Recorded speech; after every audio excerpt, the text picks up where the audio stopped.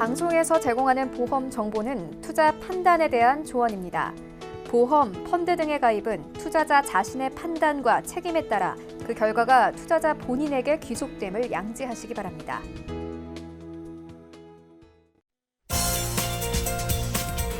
네, 보험에 대한 모든 것을 알려드립니다. 전문가 군단과 함께하는 시청자 맞춤형 보험 방송. 안녕하세요. 보험 플랜 119의 진행 민채합니다. 우리 주변에는 무수한 위험이 도사리고 있습니다. 언제 어느 때 사고로 상해를 입을지 모르는 환경인데요. 그래서인지 최근에 상해보험에 대한 관심이 늘어나고 있습니다. 자, 상해보험에 가입할 때 사고나 질병으로 인한 병력이 있으면 예전에는 치료 정도에 따라서 가입이 제한이 있었지만은요. 최근에는 병력이 있어도 무고지로 가입이 가능해졌다고 하는데요. 자, 오늘 이와 관련된 내용 라이플랜 A 강의 시간에 전해드릴 예정입니다. 집중해 보시면 좋을 것 같고요. 그리고 곧바로 이어지는 보험 이슈 체크 시간에는 오늘은 생명보험과 손해보험까지 비교 분석해드릴 예정이니까요. 오늘 보험 플랜 119 함께 하시면서 혹시 모를 사고에 대비해 보시고 보험에 대한 궁금증까지 해결해 보시기 바랍니다. 시작 전에 참여 방법 살펴보시죠. 저희 보험 플랜 119 여러분들의 보험 고민까지 해결해 드리고 있는데요. 궁금증 있으신 분들은 023153-2662번, 끝자리 2662번으로 많은 전화 주시고요. 문자 참여도 가능한데요. 무료 문자 번호 013-3366-0110번으로 지금부터 많은 메시지 보내보시기 바랍니다.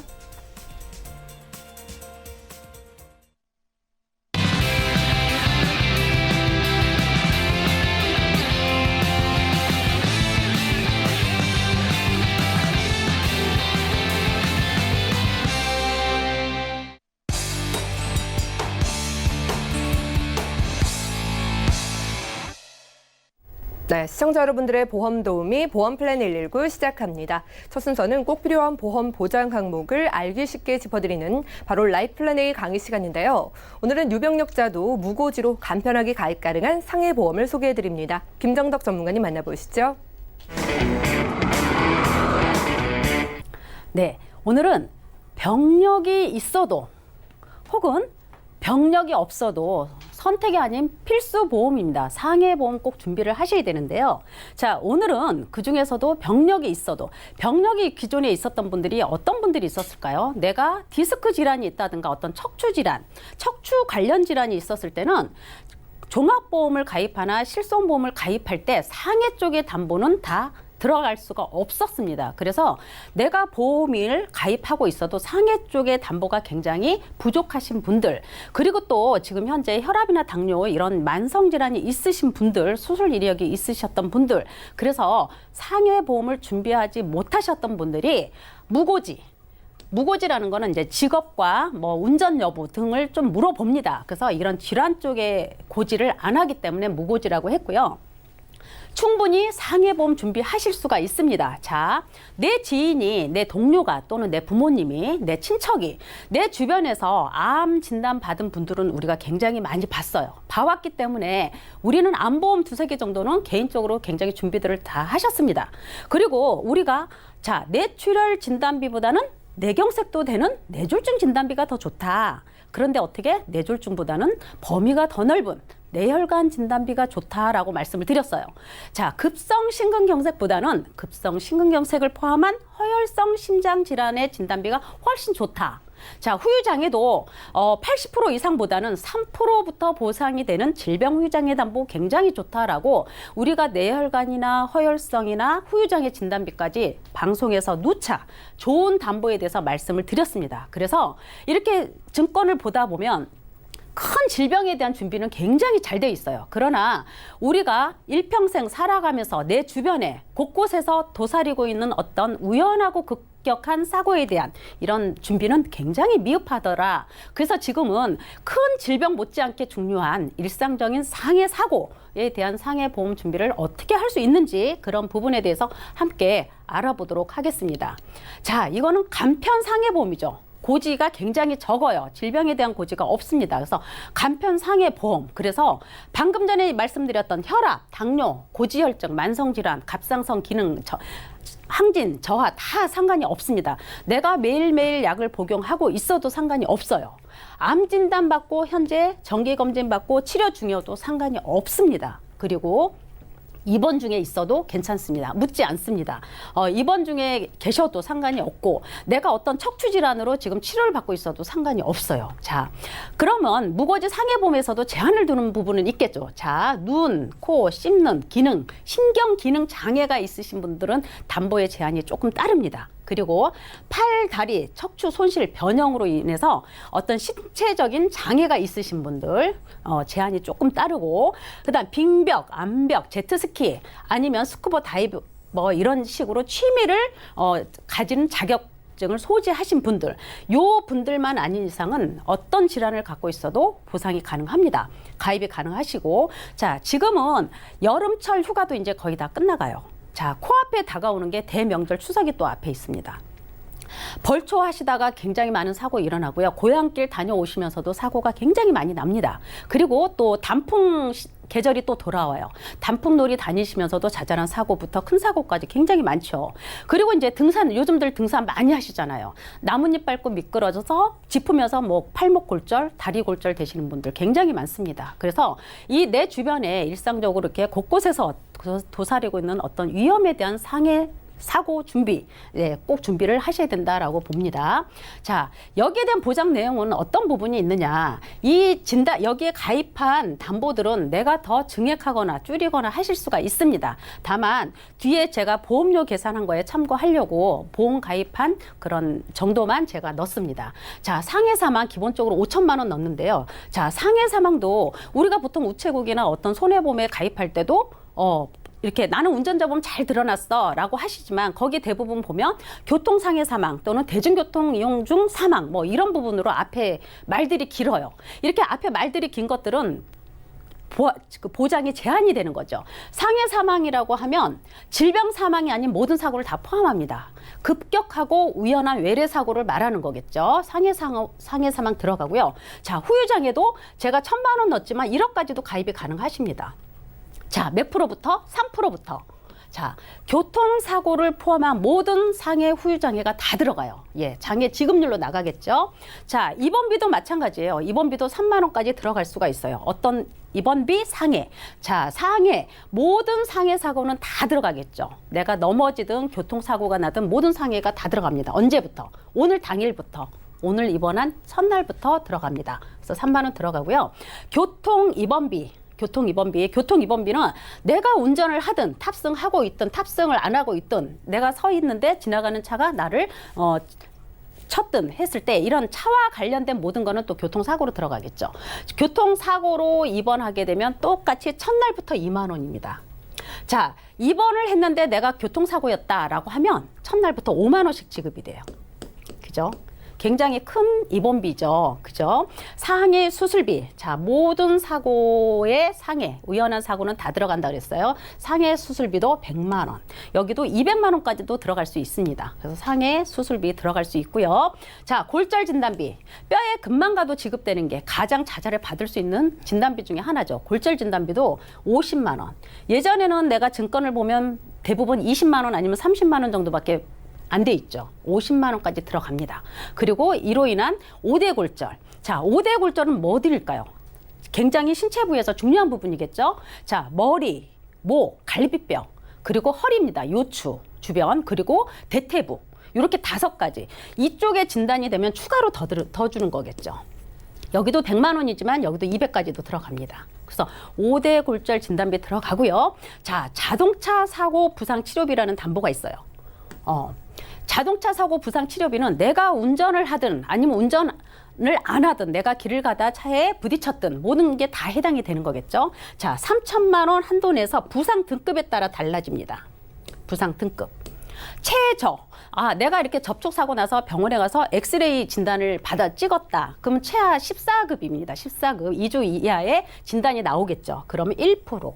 그러면 3천만 원의 1%면 최하 30만 원입니다. 그래서 내가 접촉사고만 나서 병원에서 엑스레이를 찍어도 최하 30만 원은 지급이 된다라는 담보가 있고요. 자, 이런 보장 내용을 봤을 때 한 예를 들어보면 이제 어머님이 친구분하고 같이 이제 한 차에 가까운 거리로 이제 점심 식사를 나가셨습니다. 그래서 점심 식사 나가셨는데 잘 드시고 돌아오는 길에 뒷차가 앞차를 이렇게 박았어요. 뒤에서 차를 박았는데 이제 5분 중에 솔직히 단순한 접촉 사고였기 때문에 뭐 큰 사고는 없었습니다. 안에서 뭐 저기 한 건 없었는데 그 중에 한 2분이 매우 많이 놀랬어요. 이제 연세가 조금 있다 보니까 이제 놀래셔서 치료를 하다 보니까 이제 입원을 하게 됐어요. 입원을 해서 결론은 이제 같이 5분이 같이 탔기 때문에 5분이 같이 입원을 하시게 된 거죠.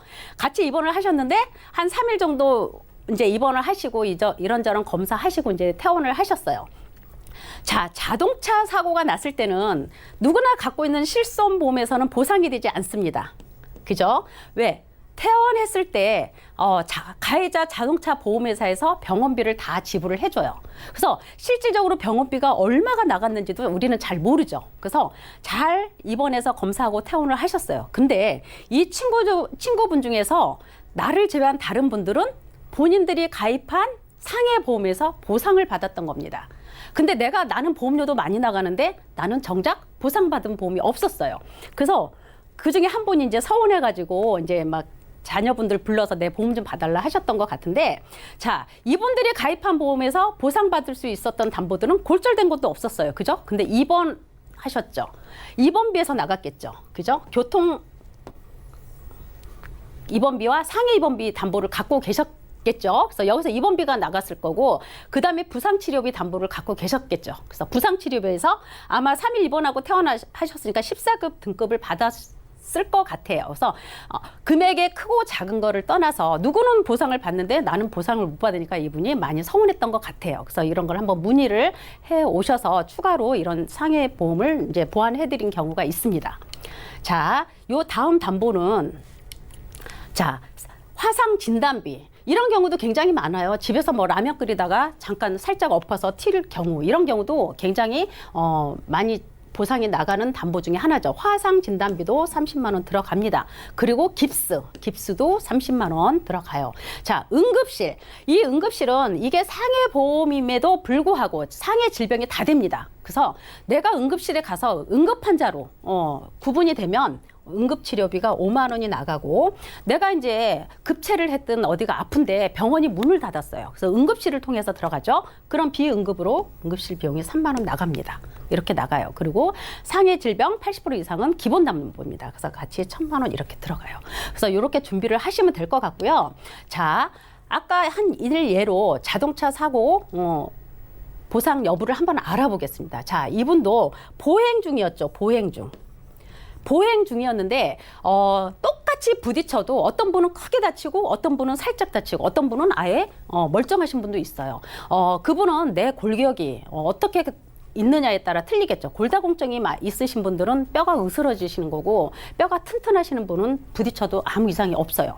자, 이분은 보행 중에 부상인데 부딪혔어요. 근데 이 대퇴부 골반 이쪽을 많이 부딪혔어요. 그래서 등급으로는 4급 등급을 받았는데, 자, 이거는 뭘까요? 자동차 보험 사고 사실 확인원입니다. 이거는 뭐냐면 내가 자동차 사고로 인해서 치료를 받고 치료가 다 종결이 돼서 합의 보고 치료가 종결이 다 되면 가해자 자동차 보험 회사에서 지급해주는 확인원입니다. 이 확인원을 보고 내가 가입한 상해 보험에서 어떻게 보상을 받을 수 있는지 요거 한 장으로 청구를 합니다. 실손보험이 아니기 때문에. 그러면 요 사실 확인원을 보면서 내가 태어날 때 과연 나는 한 달 동안 병원에 있었는데 내가 병원비가 얼마나 들었나, 우리는 솔직히 모르잖아요. 그죠? 이 사실 확인원에는 내가 병원에서 쓴 병원비가 총 얼마인지, 보험회사가 얼마를 지불해 줬는지, 내가 부상 등급이 몇 급인지, 이런 게 다 한 장에 나와 있습니다. 그래서 요거를 발급을 받아서 내가 가입한 상해보험에 보상 청구를 하게 되는 거죠. 그래서 이분은 사실 확인을 받더니 4급 진단을 받았어요. 4급 진단.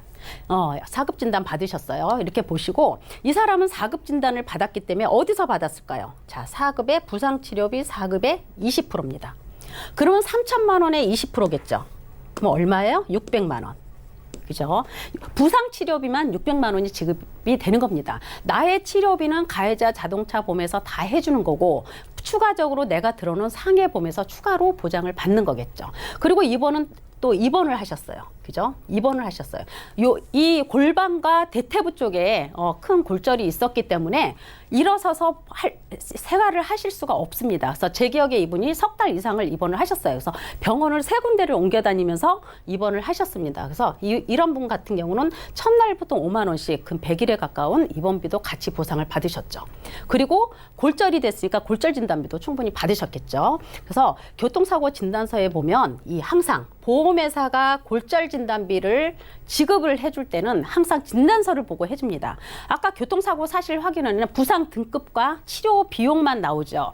근데 내가 골절이 됐어요. 골절이 됐으면 내가 가입한 상해보험에 골절 진단비를 받기 위해서는 병원에서 골절 진단서를 끊어야 됩니다. 그래서 이 끊어온 골절 진단서에 5대 골절에 포함되는 절구 S32 코드를 받으셨어요. 그래서 이렇게 나갑니다. 그래서 이분이 받을 수 있었던 거는 기본적인 골절 진단비 50만 원과 또 5대 골절에 들어가기 때문에 5대 골절 진단비 100만 원.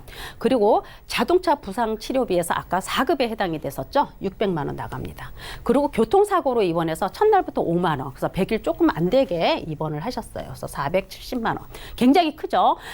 간단한 상해보험을 준비하고도 이렇게 우연치 않는 사고에 이렇게 큰 금액이 지급이 됩니다. 그래서 1,000만 원이 넘게 보상이 된 경우 한 예가 있고요.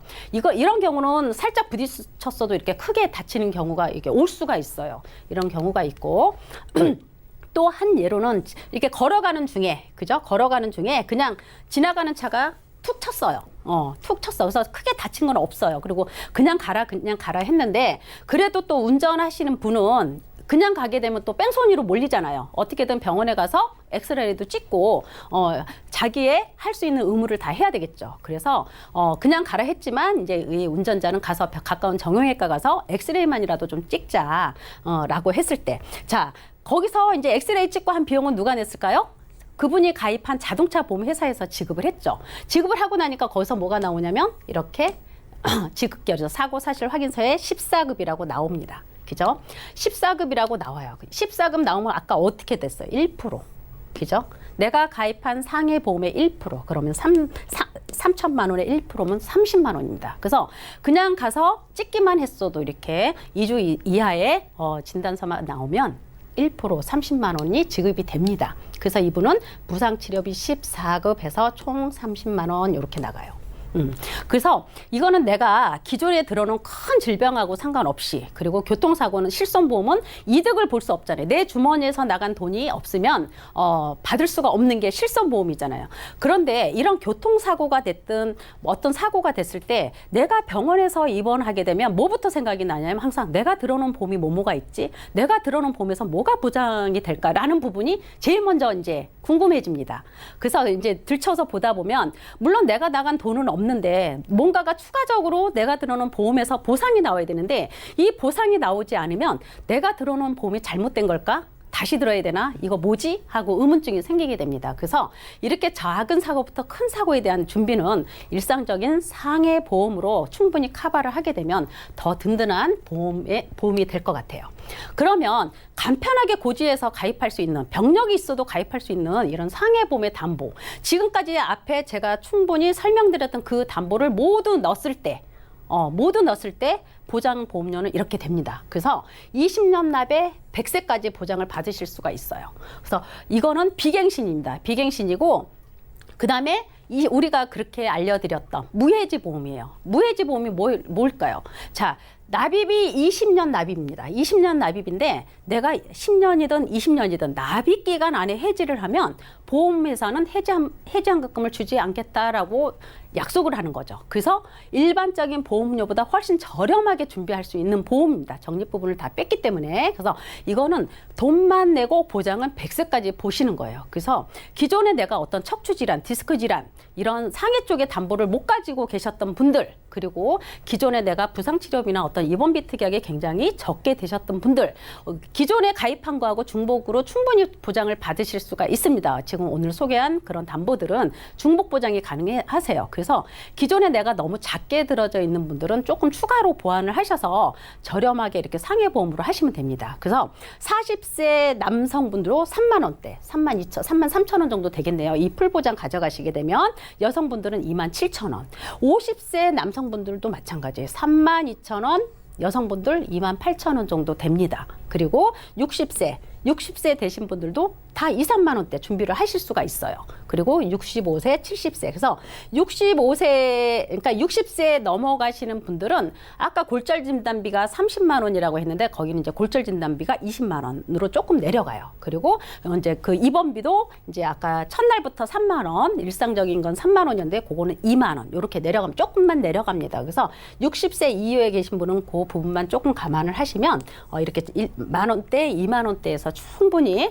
이런 상해보험 준비를 하실 수가 있어요. 그래서 지금은 이제 더운 여름철이 지나고 나들이 할 수 있는 그런 계절이 왔습니다. 그래서 곳곳에 많은 위험이 도사리고 있기 때문에 충분히 기존의 보험을 보시고 또 기존의 보험에 준비가 적게 되어 있으신 분들 충분히 추가로 보완을 하셔서 일상적인 평생 동안 이런 상해보험에 대한 부담은 조금 줄여가시면 좋을 것 같아요. 그래서 우리가 살아가면서 곳곳에 도사리고 있는 위험에 대한 일상생활을 준비하기 위해서 사고에 꼭 대비를 해야 된다. 그리고 방금 말씀드렸듯이 중복담보기 때문에 여러 가지 사고에 대해서 중복으로 해서 큰 사고에 대한 준비로 받고 또 받고 할 수 있다. 그래서 이런 담보들은 한 번 받고 없어지는 담보들이 없습니다. 그래서 계속 사고가 나면 계속 반복적으로 받을 수 있기 때문에 지금은 우리가 고령화 사회에 살면서 충분히 꼭 필요한 선택이 아닌 필수 담보다. 필수 보험이다라고 말씀을 드릴 수가 있겠습니다. 그래서 오늘은 이 상해 보험 꼭 준비하시길 바랍니다. 네, 지금까지 김정덕 전문가와 함께 라이플랜 A 강의 시간 함께했습니다. 살다 보면은 예기치 못한 사고가 발생하는 경우가 생각보다 참 많더라고요. 우리 시청자분들도 일상에서 발생할 수 있는 크고 작은 사고에 미리미리 대비를 해보시기 바랍니다. 자, 병력이 있어도 고지를 하지 않고 간편하게 가입 가능하다고 하고요. 게다가 보험료도 일반 보험과 비슷하게 준비가 가능하다고 합니다. 자, 예전에 병력이 있어서 상해보험 가입 못하셨던 분들 이번 기회에 준비해보시면 좋을 것 같고요. 보험에 대한 궁금증 있으시거나 고민 있으신 분들도 저희와 함께 해결해 보시기 바랍니다. 강의 내용 정리해드리고요. 보험 이슈 체크 시간 이어갈게요.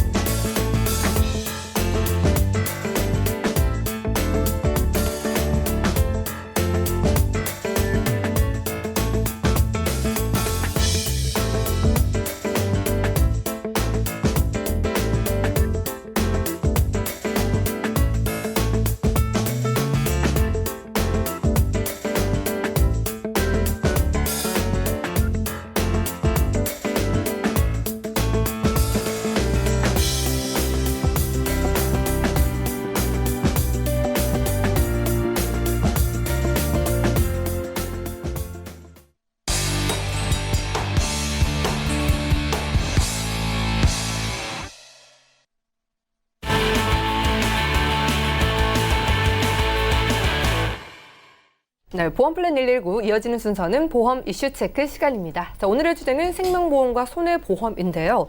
자, 이 두 보험에는 구체적으로 어떤 차이가 있는지 저희가 오늘 이 시간에 각각의 장단점까지 민중 전문가님과 함께 체크해 보겠습니다. 자, 전문가님 안녕하세요. 네, 안녕하세요. 네, 반갑습니다. 자, 아무래도 보험을 잘 모르는 입장에서는요, 생명보험과 손해보험이 대체 어떤 차이인지 잘 모르시는 분들도 많으신데 저희가 이걸 좀 간단하게 비교할 수 있는 방법이 있을까요? 네. 우선 생명보험과 손해보험에 대해서 굉장히 좀 혼동하시는 분들이 참 많거든요. 맞아요. 아무래도 생명보험사와 손해보험사를 같이 운영하는 그런 기업들이 많다 보니까 뭐 예를 들면 삼성생명, 삼성화재, 뭐 하나생명, 하나손해보험, 뭐 KB생명, KB손해보험 뭐 이런 식으로 같이 운영하는 회사들이 많다 보니까 내가 어느 회사에 가입을 했는지까지는 기억을 하고 있지만 그 회사가 생명보험인지 손해보험인지 이렇게 혼동하시는 분들이 굉장히 많고요. 예. 뭐 예를 들어서 외국계 보험회사의 경우도 뭐 이름을 혼동하신다든지 아니면 뭐 회사의 명칭이 바뀌어서 뭐 예를 들면 우리가 동부생명, 뭐 동부화재 이렇게 알고 있었던 뭐 그 보험사가 지금 뭐 DB생명, DB화재 이런 식으로 바뀌었다든지 이런 데서도 굉장히 많이 혼동을 겪으시고요. 또는 무슨 인수합병이라든지 매각이 이루어지면서 내가 원래 가입했던 회사와 지금 현재 운영되는 보험사의 또 이름이 바뀌어서 헷갈리시는 분들도 굉장히 많은 것 같습니다. 가장 좀 간단하게 구별을 하자고 하면은 우선은 보험사의 이름 뒤에 무슨 생명, 무슨 라이프 이런 글자가 들어간다라고 하면 생명보험회사로 구분을 하시면 되겠고요. 무슨 손해보험, 무슨 화재보험 이런 이름이 붙으면 손해보험이다 이렇게 좀 구분을 하시면 좋을 것 같고 이 손해보험과 생명보험 같은 경우는 어떤 보험사가 더 좋고 어떤 보험사가 더 안 좋은지에 대한 그런 개념이 아니고요.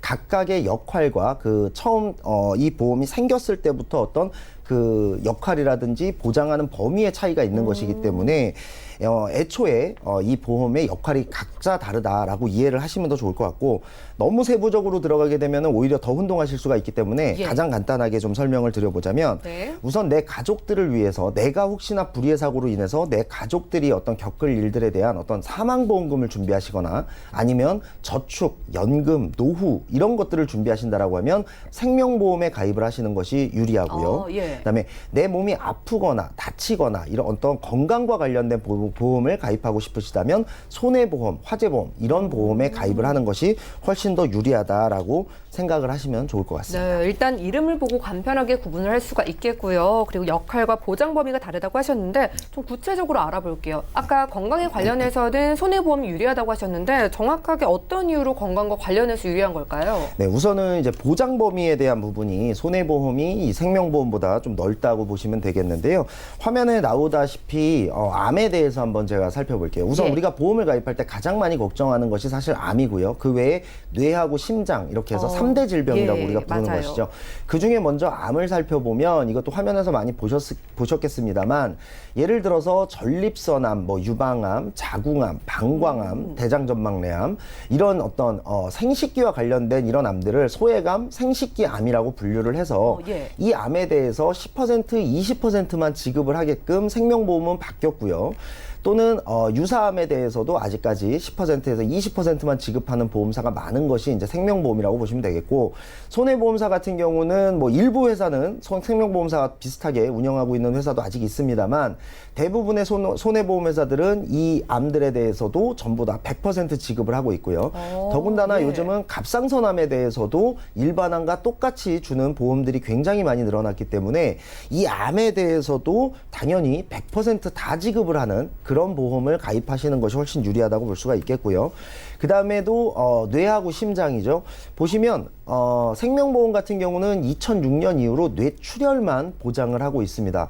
뇌출혈만 보장을 하고 있기 때문에 급성심근경색, 뇌출혈 이렇게만 보장을 하고 있기 때문에 사실 전체적인 어떤 뇌혈관 질환이나 뭐 허혈성 심장 질환 이런 부분들에 대해서는 전부 다 보장을 하고 있지 않죠. 그러니까 사실상 뇌와 심장의 경우에 어떻게 보면은 10% 미만만 보장을 받을 수 있다라고 볼 수가 있습니다. 예. 사실 혈압이라든지 당뇨라든지 이런 것들이 굉장히 심해진 요즘 시대에 뇌하고 심장에 대한 어떤 발병률이 굉장히 높은데요. 맞아요. 사실상 내가 보험에 대해서 잘 모르기 때문에 뇌출혈과 급성심근경색 이 두 가지만 보장을 받고 있다라고 한다면 나중에 어떤 뇌경색 혹은 뇌졸중 등이 발생했을 때 굉장히 좀 많이 후회를 할 수가 있고요. 어떤 생활 습관이 변했기 때문에 과거에는 뭐 우리나라에도 뇌출혈 환자들이 약 20%에서 30%가량 있었습니다. 그런데 지금은 이 생활 습관의 변화로 인해서 콜레스테롤 증가로 인해서 뇌졸중 그리고 뇌경색 어떤 뇌혈관이 막히는 이러한 증상들이 훨씬 더 많아지고 있기 때문에 사실상 뇌혈관 질환 진단비라든지 허혈성 심장 질환 진단비와 같이 100%를 다 보장하는 보험사에 가입하는 것이 당연히 유리하고 맞고요. 또한 이러한 보험은 손해보험에만 존재를 한다. 이렇게 기억을 하시면 좋을 것 같습니다. 네, 생명보험사에서 건강 쪽 보험 준비했다가 나중에 좀 보장 금액이 너무 적어서 아쉬웠던 분들도 계실 것 같은데, 자, 이렇게 보험의 기둥이 된다고 할 수 있는 3대 질병 보장이나 뭐 여러 암 측면에서도 유리해 보이고, 특히나 이 여성분들이 유방암이나 자궁암 참 위험하고 발병 확률도 네, 높잖아요. 말씀 듣고 보니까 건강보험의 범위는 확실하게 손해보험이 유리한 것 같습니다. 자, 그러면은요, 건강과 관련한 보험을 손해보험으로 가입하는 게 좋은 뭐 또 다른 이유가 있을까요? 네. 바로 저희가 방송에서 많이 소개해드린 이 질병후유장애 특약인데요. 예. 이 부분도 화면에서 이제 한번 보시겠는데요. 이 고령화 시대에 가장 필요하다라고 볼 수가 있고, 가성비 면이라든지 뭐 보장 면이라든지 어떤 부분에서도 가장 좋은 특약이 바로 이 질병후유장애 특약이라고 할 수가 있고, 어떤 특별한 이슈나 사고 없이도 내가 나이가 들거나 어떤 몸의 퇴화로 인해서 생길 수 있는 모든 질병을 보장하고, 예. 한 번만 보장하는 것이 아니라 계속해서 무한 반복해서 지급하는 보험을 바로 이 질병후유장애 특약이라고 볼 수가 있는데요. 이 질병후유장애 특약은 지금 화면에서 보시다시피 여성분들이 가장 걱정하는 왼쪽 가장 위에 그 치매도 보장을 하고 있고요. 그다음에 나이가 들면 아무래도 눈이 침침하다, 뭐 귀가 잘 들리지 않아서 보청기를 해야 한다, 또는 치아나 이런 부분에 손상이 생겨서 틀니나 임플란트를 해야 된다, 이런 부분이 있죠. 이런 부분들도 전부 다 그 정도에 따라서 보장하는 범위가 다 각각 퍼센테이지가 다 다르고요. 그다음에 한국 사람들 뭐 허리 디스크가 굉장히 많은 것으로 알려져 있고, 그다음에 또 오른쪽 밑에 보시면은 암이라든지 어떤 이런 중대 질환에 걸렸을 때 장기를 절제하거나 뭐 이식받거나 이러한 또 일도 있거든요. 이런 경우에도 퍼센테이지가 굉장히 높게 나오는 것을 볼 수가 있고요. 그다음에 또 이제 요즘 어르신들은 사실 이 무릎 인공관절 수술을 요즘 많이 하고 계시고 또 많이 알고 계시고요. 또 여성분들도 출산 이후에 이 무릎에 대해서 관절염이라든지 뭐 골다공증 이런 걸로 인해서 무릎에 굉장히 좀 많은 노화가 오는 것도 사실이고, 또 당뇨나 이런 부분들로 인해서 뭐 손가락이나 발가락을 절단하는 경우도 생길 수 있기 때문에 이 질병후유장애는 사실상 이 고령화 시대에 가장 필요하다라고 볼 수가 있는데, 이러한 질병후유장애 특약이 손해보험에는 존재하지만 생명보험에는 존재를 하지 않습니다. 그렇기 때문에 당연히 건강과 관련돼서는 아까 3대 질병과 더불어서 이 부분도 있기 때문에 손해보험을 가입하시는 것이 훨씬 유리하다고 볼 수가 있겠고, 다만 이 질병후유장애 특약은 손해보험회사라고 해서 모두 다 가지고 있는 것이 아니고요.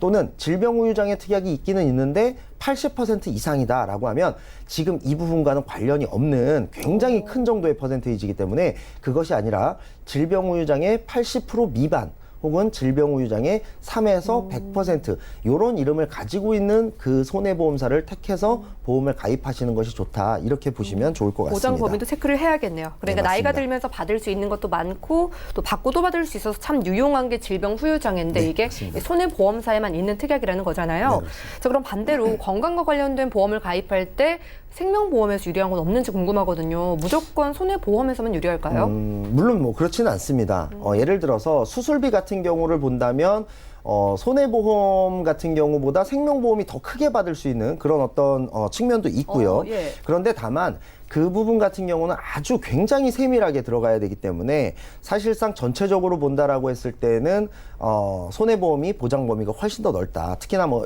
여러 가지 진단비라든지 그리고 질병후유장애 특약의 유무라든지 이런 부분은 당연히 손해보험이 넓고, 또 요즘 손해보험 같은 경우는 수술비도 생명보험식으로 변화돼서 내가 선택할 수 있는 그런 또 수술비도 나와 있기 때문에 지금 보자라고 한다면은 수술비까지도 손해보험이 생명보험을 많이 따라잡아서 사실상 어쨌든 건강과 관련돼서는 손해보험에 가입하시는 것이 훨씬 더 유리하다, 이렇게 보시면 좋을 것 같습니다. 네, 진단비나 특약 면에서도 뭐 몸이 아프거나 다쳤을 때는 무조건 손해보험이 좀 유리한 것 같은데 생명보험의 존재 이유도 있잖아요. 어디에 좀 유리할까요?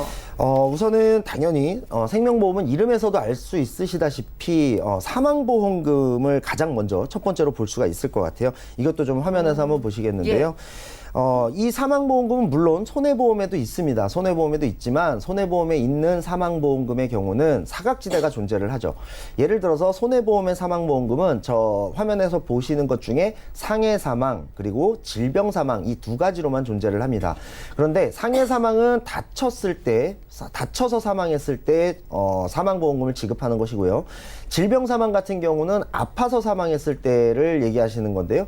예를 들면은 질병사망의 경우는 80세까지만 보장을 받을 수가 있고 상해사망 같은 경우는 100살까지 보장을 받을 수가 있는데 예. 뭐 누구나 아시겠지만 당연히 질병사망에 어떤 사망보험금을 받을 수 있는 확률이 높죠. 그러니까 사람은 상해로 사망할 확률보다 질병으로 사망할 확률이 훨씬 더 높다라는 예. 뜻인데요. 거의 한 사망의 한 80~90%가 질병으로 사망을 합니다. 그런데 질병 사망은 아까 말씀드린 대로 80세까지만 보장을 하기 때문에 80세가 지나서 사는 어떤 요즘 같은 고령화 시대에는 사실상 손해보험에 사망보험금을 두 개 다 가입해놨다 하더라도 둘 다 못 받을 확률이 큽니다. 예를 들어서 예. 내가 81세, 82세에 질병으로 사망을 했다. 라고 한다면 사망보험금은 하나도 나오지 않는 것이죠. 그러니까 가성비 측면에서도 좋지가 않고 또 손해보험사라 하더라도 이 질병 사망이 보험금이 또 보험료가 비싸기 때문에 예.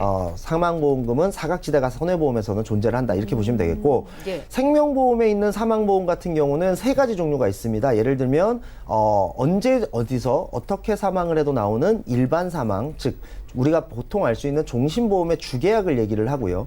그 다음에 보험료는 굉장히 저렴하지만 혹시나 다치거나 이런 부분들로 급격하게 사망할지 모르는 재해사망 또 몇 살까지만 보장받겠다는 정기사망 이렇게 세 가지가 있는데 그중에 제가 지금 말씀을 드리는 건 종신보험의 주계약 일반 사망에 관한 겁니다. 이 부분 같은 경우는 내가 언제 어디서 어떻게 사망을 해도 나오기 때문에 예. 내가 혹시라도 내 가족을 위해서 어떤 사망보험금을 설정하고 싶다 이런 부분 같은 경우에서는 당연히 종신보험의 주계약으로 일반 사망을 설정하는 경우가 좋고요. 내가 혹시나 직업이 조금 위험한 직업이거나 예. 운전을 좀 많이 하는 직업이라서 혹시라도 교통사고라든지 어떤 사고에 또 대비를 하겠다라고 한다면 일반 사망은 보험료가 좀 비싸니까 재해사망을 적절히 섞어서 그렇게 가입을 해두시는 것이 좋고 이런 것들을 가입하시는 분들의 연령층은 주로 어린 자녀를 둔 어떤 젊은 그런 신혼부부라든지 이런 부분들 또 자녀가 성장할 때까지는 또 내 배우자를 위해서 이렇게 좀 사망보험금을 설정해 두었으면 좋겠다 이런 분들 같은 경우는 사망보험금은 손해보험보다는 생명보험 쪽으로 준비를 하시는 것이 좋다 이렇게 좀 생각을 해주시면 좋을 것 같습니다. 네, 역시 생명보험은 사망보험이 주된 기능이네요. 그러니까 생명보험에서 사망보장을 준비해야 뭐 확률적으로 여러모로 유리한 것 같습니다. 자, 안타까운 경우이긴 한데 가끔 좀 스스로 목숨을 끊으시는 분들이 있잖아요. 유족과 보험사 간에 좀 보험금 분쟁도 일어나고 그러지 않나요? 네. 그게 이제, 사실은 시청자분들께서도 좀 오해를 하시고 있는 부분이고요. 또 기사를 작성하시는 기자님들도 좀 오해를 하시는 부분들이 있는데요. 생명보험금 그 중에 뭐 예를 들어 그런 일이 있어서는 안 되지만, 스스로 목숨을 끊으신 분들의 예. 경우 이 부분에 사망보험금이 나오냐 나오지 않냐 뭐 지급하냐 지급하지 않냐로 궁금했어요. 법적 예. 다툼을 굉장히 많이 하고 있다 이런 뉴스를 굉장히 쉽게 볼 수가 있는데요. 이 부분은 제가 말씀드린 일반 사망의 경우가 아니고 아까 말씀드린 재해 사망의 경우인데요. 즉 스스로 목숨을 끊는 것이 재해로 볼 수 있느냐 없느냐 그 차이라고 생각을 하시면 될 것 같고요. 예를 들어서 내가 종신보험 하나를 가입했는데 주계약을 5천만 원으로 설정을 하고 재해 사망을 2억 원으로 설정을 한 경우에 그 주계약인 5천만 원은 무슨 일이 있어도 지급을 합니다. 2년이 지나면 내가 예. 스스로 목숨을 끊는다 하더라도 무조건 지급이 되는 게 맞고요. 다만 재해 사망으로 설정된 그 2억 원에 대해서 지급을 해야 되는 것이냐 말아야 되는 것이냐 그 부분에 대해서 어떤 법적 분쟁의 소지가 있는 것이죠. 하지만 요즘은 금감원에서도 뭐 지급을 하라는 판결이 많이 나오고 있고 또는 또 보험사에서도 스스로 지급하는 보험사들도 늘고 있기 때문에 어쨌든 생명보험의 사망보험금을 설정하시는 것이 훨씬 더 유리하다라고 볼 수가 있고요. 아까도 말씀드렸다시피 손해보험의 경우는 사망보험금에서도 사각지대가 존재하니까 사망보험금은 어쨌든 생명보험 쪽으로 준비하시는 것이 훨씬 더 유리하다라고 기억하시면 좋을 것 같습니다. 네, 자살은 재해 사망을 기준으로 판단하는 거네요. 네, 알겠습니다. 자, 그런데 요즘 뭐 여유도 없으신 분들 많고 대가족도 아니다 보니까 사망보험금보다는 재테크나 저축 또 노후에 관심 있으신 분들이 많잖아요. 이런 것들도 생명보험에서 유리할까요? 네, 맞습니다. 이 부분 역시 생명보험 쪽이 훨씬 더 유리하고요. 이것도 이제 화면에서 한번 보실 수가 있을 건데요. 화면에 보시면은 네. 왼쪽에 나오는 표가 생명보험의 해지환급금 지급표고요. 오른쪽에 나오는 표가 손해보험의 해지환급금 지급표입니다. 표가 좀 작아서 자세히 보이진 않겠지만은 요 빨간 글씨를 기준으로 보시면 좋을 것 같은데요. 예. 환급률 증가라고 되어 있습니다. 내가 언제 사망을 하던 간에 환급률은 계속해서 증가하는 것을 볼 수가 있는데요. 이게 바로 생명보험이고 연복리로 계속해서 늘어나는 것을 보실 수가 있습니다. 그렇기 때문에 생명보험을 가입하고 나이가 들면 들수록 내 해지환급금은 올라가고 이 해지환급금은 어떤 연금 전환이라든지 또는 목돈 마련의 어떤 근거가 되기도 활용할 수 합니다. 있겠네요. 그렇습니다. 꼭 굳이 사망을 해야지만 받는 것이 아니고 요즘은 이 해지환급금을 가지고 여러모로 활용을 할 수가 있다는 걸 보실 수가 있고 오른쪽에 보시는 손해보험의 해지환급금표를 보시면 해지환급금이 어느 일정 기간까지 쭉 늘어나다가 그 이후로 계속해서 하락하다가 나중에는 소멸되는 것을 보실 수가 있을 겁니다. 해지환급금은 결국에 어떤 적립보험료를 설정하지 않는 이상 마지막에는 영원이 되기 때문에 보장에만 집중하시는 것이 좋겠고요. 손해보험은. 그리고 생명보험은 어떤 지금 현재 가입할 때 이율이라든지 최저보증 이율, 그다음에 뭐 추가 납입 여부, 그리고 또 어떤 사업비 이런 것들을 다 고려해서 저축까지도 생각해서 가입을 하시는 것이 좋다. 이렇게 좀 판단을 하시면 좋을 것 같습니다. 그러니까 간단하게 말씀드리자면 손해보험은 건강과 관련된 보장에만 집중해서 가장 저렴하게 가입하시는 것이 좋고 생명보험은 어떤 이율이라든지 나중에 늘어날 해지환급금이라든지 이런 부분들도 같이 고려를 해서 저축이 얼마나 되는지까지 신경 써서 가입을 하시면 가장 좋은 그런 플랜이 될 것 같습니다. 네, 알겠습니다. 사실 요즘 금리가 너무 낮아서 목돈 어떻게 만들어야 하나 고민이 있으신 분들도 계셨을 텐데 좀 도움이 되셨을 것 같고 또 자녀나 배우자를 위해서 이 사망보험금 필요로 하시는 분들께도 참 좋은 정보가 됐을 것 같습니다. 마지막으로 정리 한 말씀 해주실까요? 네. 우선은 제가 이제 아까 생명보험과 손해보험의 차이를 말씀드리다가 말씀을 드렸는데요. 저축을 위해서 예를 들어 생명보험에 가입하시는 경우에 지금 20, 30대 분들 같은 경우는 내가 저축한 돈의 거의 한 3배에서 4배 정도, 그러니까 1억 원을 저축했다라고 한다면 3, 4억 원 정도, 30대에서 40대 사이에 계신 분들 같은 경우도 3배 정도가 늘어나게 됩니다. 그러니까 저축을 위해서는 생명보험에 가입을 하시되 꼭 추가 납입 여부를 판단하셔서 사업비라든지 어떤 보험사에서 떼는 그런 부분들을 가장 많이 줄이면서 저축이 될 수 있게 그렇게 고민을 하시면 좋을 것 같고 손해보험 같은 경우는 건강이나 이런 부분이 보장의 범위가 얼마나 넓은지 그리고 내 보장이 빠짐없이 잘 구성되어 있는지 그리고 가격은 저렴한지 여부를 판단하시면 가장 좋을 것 같습니다. 그리고 이 생명보험이나 손해보험의 차이를 모르셔서 저희가 리모델링을 해드리다 보면 이거를 반대로 가입해 계신 분들이 굉장히 많거든요. 예를 들면 건강보장을 가입하고 싶은데 생명보험으로만 되어 있다든지 또는 저축연금, 노후를 걱정하셔서 가입했는데 손해보험에 연금을 많이 가입해 있으시다든지 아니면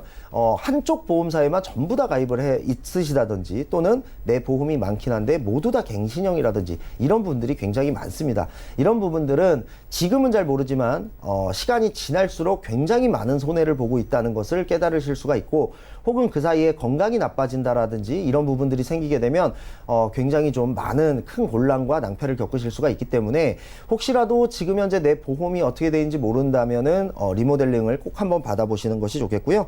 사실 보험은 여러 개를 가입할 필요 없이 생명보험 하나, 손해보험 하나 이렇게 각각의 장단점을 살려서 하나씩만 가지고 있는 것이 가장 이상적입니다. 그렇기 때문에 괜히 쓸데없이 나가는 보험료 지출은 없는지 그리고 내가 보험을 가입하는 이 부분만큼 정확하게 혜택을 볼 수 있고 나중에 또 내 환급금을 늘려서 그 부분을 연금이라든지 노후에 충분히 투자할 수 있는지 이런 부분들도 꼼꼼하게 따져보시고 보험을 잘 가입하셨으면 좋겠습니다. 네, 알겠습니다. 지금까지 민지용 전문가와 함께 보험 이슈 체크 시간 함께했습니다. 우리 시청자분들도 생명보험과 손해보험의 강점을 살려서 보험 준비해 보시기 바라고요. 저희가 제공해드리는 정보는 투자 판단에 대한 조언일 뿐 해당 보험의 가치와 수익률을 보장하지 않는다는 점도 기억을 해주시기 바랍니다. 자, 지금 여러분들은 맞춤형 보험 솔루션 프로그램 보험플랜 119와 함께하고 계신데요. 자, 지금 아래로 나가고 있는 두 가지 전화번호 보이시죠? 전화 문자 통하셔서 상담 받아보시기 바라고요. 걸려온 전화 한 분 만나보겠습니다. 여보세요? 여보세요? 예, 시청자님 안녕하세요. 예, 안녕하세요. 예, 상담 도움 드릴게요. 어떤 문제 있으실까요? 요즘에 보험이 관심이 좀 생겨서 보험 방송을 예. 많이 보고 있는데요. 예. 제 보험이 잘 되어 있는지 궁금하고 리모델링 같은 게 필요한지 예. 알려줬으면 좋겠고 예. 네, 자녀가 어리다 보니까 종신보험도 가입하려고 생각 중이거든요. 예, 알겠습니다. 이것저것 궁금한 게 많으신 것 같은데요. 올해 정확한 연세가 어떻게 되실까요? 네, 40이요. 막 40 되셨고요. 알겠습니다. 자, 따로 챙기고 싶은 보장, 아까 좀 사망 보장도 말씀을 하셨고요. 특별한 가족력이나 우려되는 병력 같은 것 있으실까요? 네, 특별히 그런 건 없습니다. 그런 건 없으시고요. 자, 알겠습니다. 자녀분이 좀 어리다고 하셨는데 자녀가 한 분인지 또 나이가 어떻게 될까요? 네. 자녀 한 분이, 자녀요? 네, 자녀분 나이가 어떻게 되실까요? 지금 7살이요. 7살이요. 한 분 있으시고요.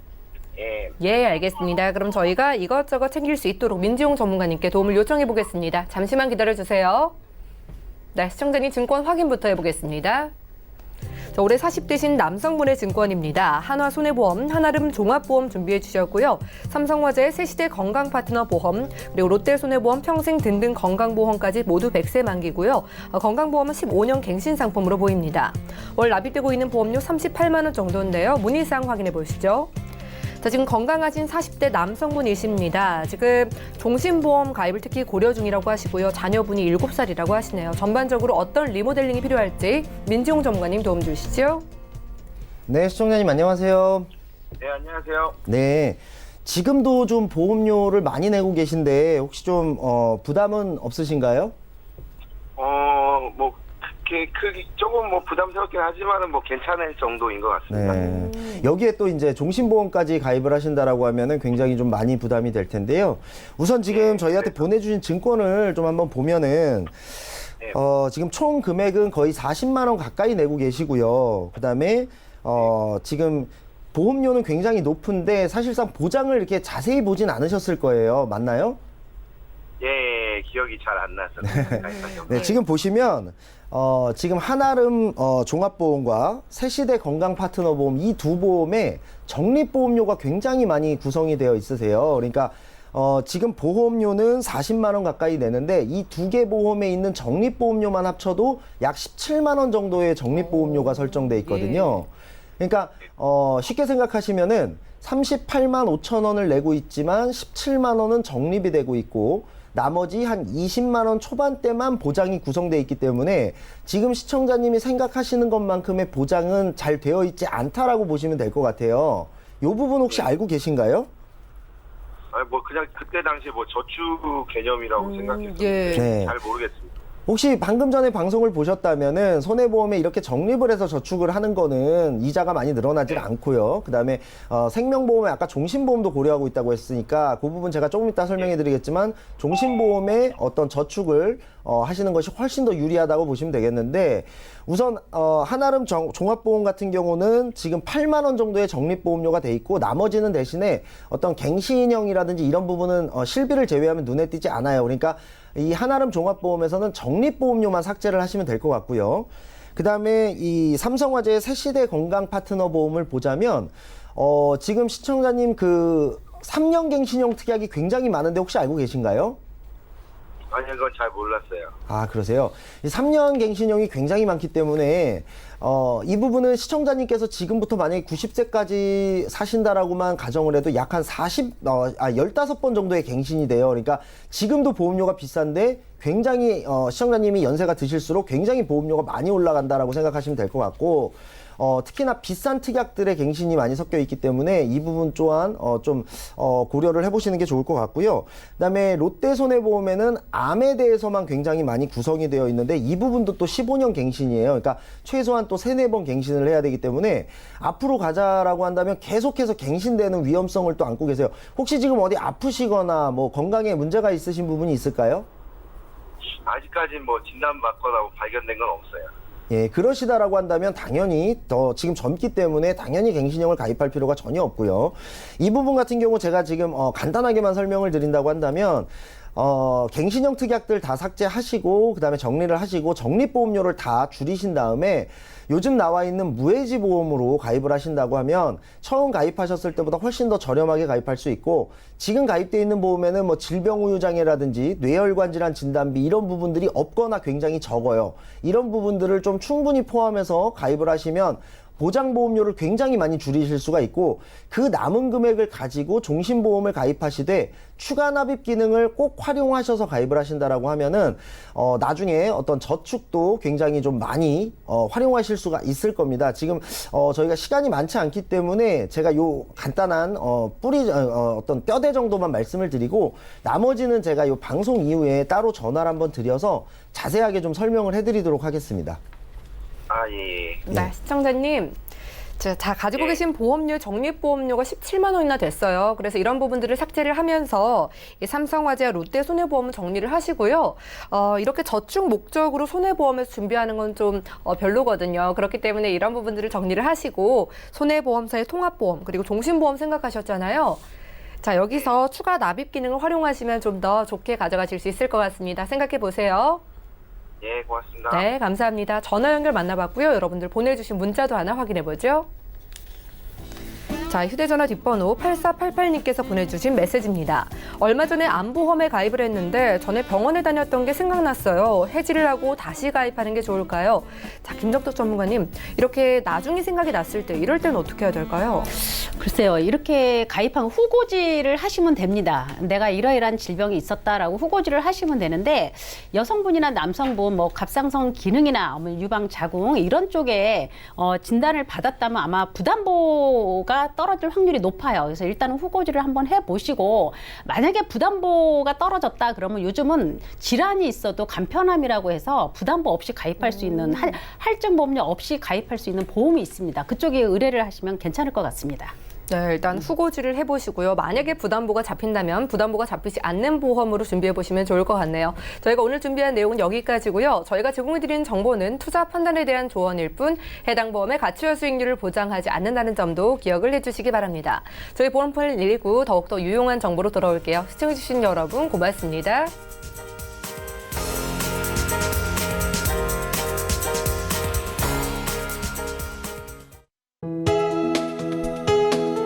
본 방송에서 제공하는 보험 정보는 투자 판단에 대한 조언입니다. 보험, 펀드 등의 가입은 투자자 자신의 판단과 책임에 따라 그 결과가 투자자 본인에게 귀속됨을 양지하시기 바랍니다.